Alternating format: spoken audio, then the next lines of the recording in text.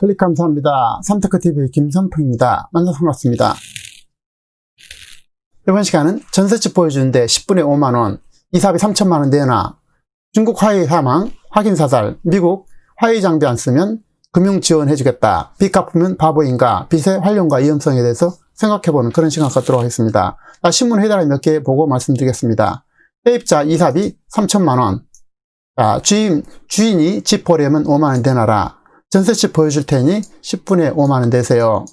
삼성 노키아 장비 쓰면 금융 지원해주겠다. 미 개도국의 반화웨이 설득 중. 삼성 반사이익 누릴까? 미 개도국의 화웨이 안 쓰면 금융 지원해주겠다. USAID 중 대신 민주국가 통신 장비 쓰면 총 수십억 달러 대출. 월스트리트 저널지 미 정부 노키아 엘릭슨 삼성과 거래하는 나라에 자금을 제공해야겠다. 화웨이 사형 선고에도 보복 못하는 중속사정. 빚 갚으면 바보가 되는 사회. 파산 10명 신청하면 9명 꼴이 인정된다.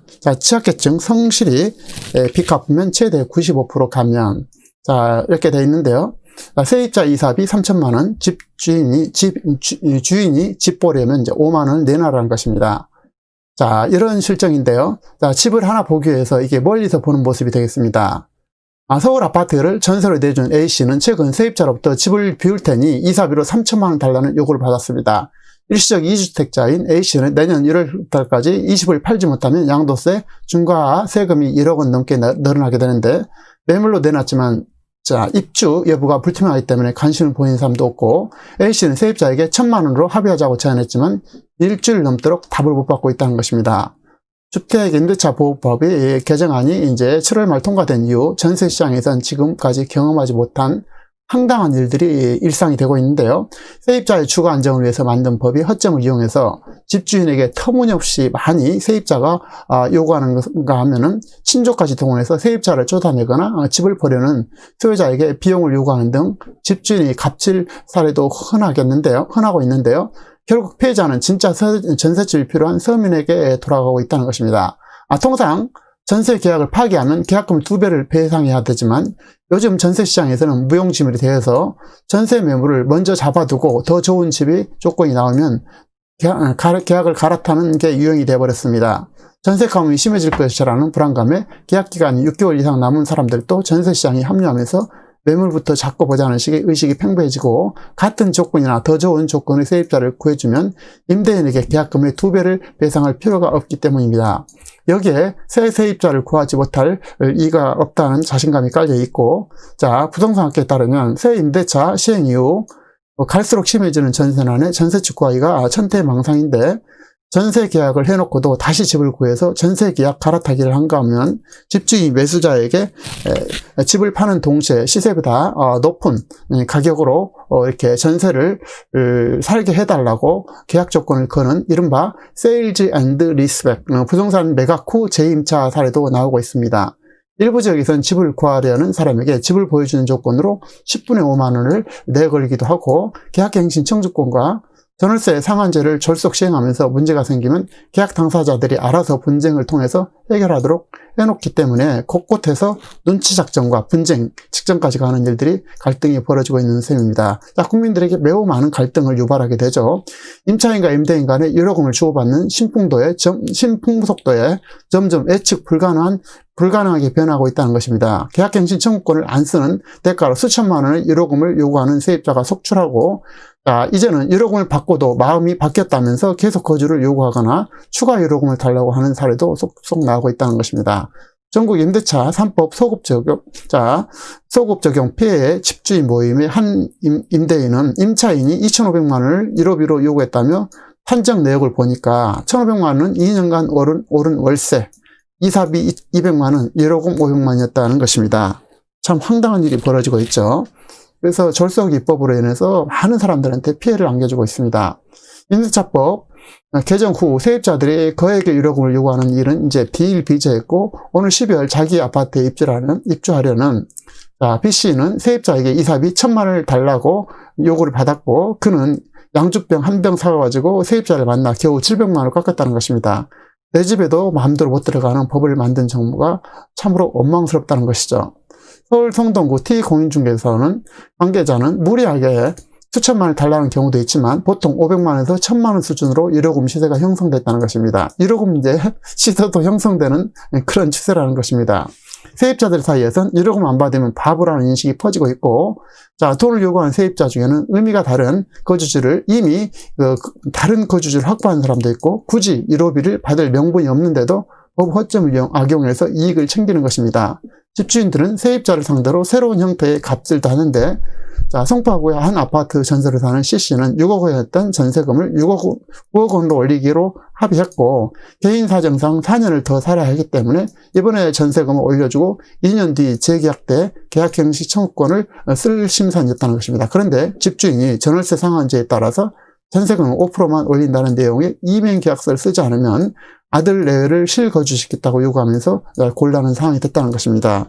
결국은 이제 주인이나 세입자나 이제 서로 곤란한 상황에 처해지게 되는 것이죠. D씨는 얼마 전 용산구 한 아파트의 전셋집을 둘러보면서 집주인에게 5만 원을 냈습니다. 코로나 방역비라는 명분인데 같은 날 집을 본 사람이 4팀이나 되다 보니까 집주인은 앉은 상태에서 20만 원에 손에 쥐게 됐다는 것입니다. 이렇게 세입자와 갈등이 심각해지다 보니 임대인끼리 내용 증명 사례집을 공유하거나 아예 변호사에게 의지하는 사례도 늘었고, 법무법인 조은 변호사는 법정에서는 세입자 의사를 객관적으로 증명하는 데다가 상황마다 달라서 판단하기 쉽지 않다면서 급한 사람이 비용을 더 부담하는 그런 형국이라는 것입니다. 정부가 내놓은 전월세 관련 규제는 장기적으로 임대인과 세입자를 모두 힘들게 하고 불필요한 분쟁만 부추기고 우측 서민을 위한다는 정책을 결국은 돌고 돌아서 결국 서민들의 주거를 위협할 수밖에 없습니다. 건전한 시장은 정부의 과도한 개입이 아니라 자유시장 경제에 보이지 않는 손에 맡기는 것이 가장 훌륭한 제도이죠. 자, 빚 갚으면 바보 되는 사회에 대해서 알아보도록 하겠습니다. 자, 이게 취약계층이 성실히 빚 갚으면 최대 95%까지 감면해주고, 파산 신청해버리면 빚을 갚지 않아도 되는 그런 일들이 벌어지다 보니까 여러 가지 문제가 생기고 있는데요. 자, 빌리는 원금의 70 내지 90%를 깎아주고 5 내지 15%를 갚으면 된다는데요. 자, 대상 기초생활수급자 가운데 생계형 혹은 의료용 수급자인 사람과 장애인 연금 수령자, 그리고 70살 이상 고령 채무자, 원금 1,500만 이하의 소액 채무, 10년 이상 연체한 사람으로 소득 기준으로 중위소득 60% 이하, 재산 기준은 서울 기준 4,800만 원 이하인 사람은 신용회복위원회에 신청하면 자세한 것을 안내받을 수 있다는데요. 최악의 상황에 처한 분들에게 재기의 기회를 열어주려는 취지는 좋지만 문제는 빚은 갚지 않아도 된다는 의식을 심어주고 도덕적 해이와 어려운 가운데 성실하게 빚을 갚아온 사람에게 자신은 바보인가 라는 회의감과 상대적 박탈감을 안겨주게 된다는 것입니다. 빚은 반드시 갚아야 한다는 원칙이 무너질 수 있는 것은 심각한 문제로 대두가 될 수가 있죠. 하지만 그들이 재기하고 새로운 경제의 활력을 찾고 스스로 할 수 있고 또 금융기관도 악성 채무를 일부라도 해소하는 계기가 된다는 것인데요. 금융기관도 어차피 10년 넘게 갚지 않은 악성 채권은 자산공사라든지 캠코어로 넘겨와서 팔리는 가격이 대략 5 내지 10%라는 것입니다. 경제 일반에서 입장에서 봤을 때 중요한 것은 채무를 지렛대로 활용하는 것은 자본주의와 인플레이션을 이기는 매우 중요한 부의 수단이 될 수가 있습니다. 하지만 채무의 지렛대가 부러지는 수준의 채무는 매우 심각하게 받아들여야 할 텐데요. 긴 역사에서 인생을 망가지게 하고 가정을 파괴하고 또 회사는 물론 국가가 무너지는 근본적인 원인은 바로 과다한 채무라는 사실을 반드시 깊이 인식해야 됩니다.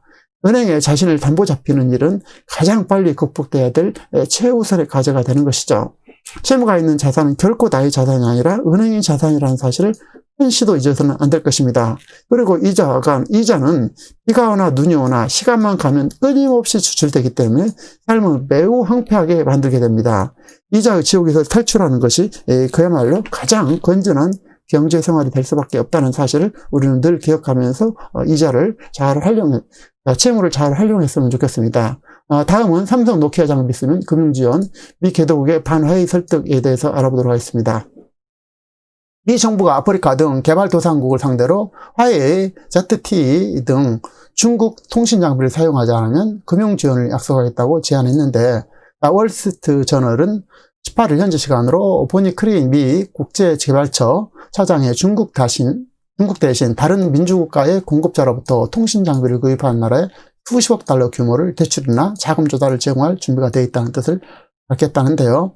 미 국제개발처는 주로 식량 지원 등 대외원조를 담당하는 국무부 산하 정부기관으로 금융 지원이 현실화될 경우 이 개발금융공사 별도의 금융기관을 통해서 절차가 진행된다는 것입니다. USAID 추후 정치인과 규제당국 면담을 위해서 개도국의 직원을 파견할 계획이고, 중국 통신장비업체들이 스파이 공격이 취약하다는 사실과 중국 국영은행으로부터 금융지원은 결국 족쇄로 작용할 가능성이 크다는 점을 강조할 방침이라는데요.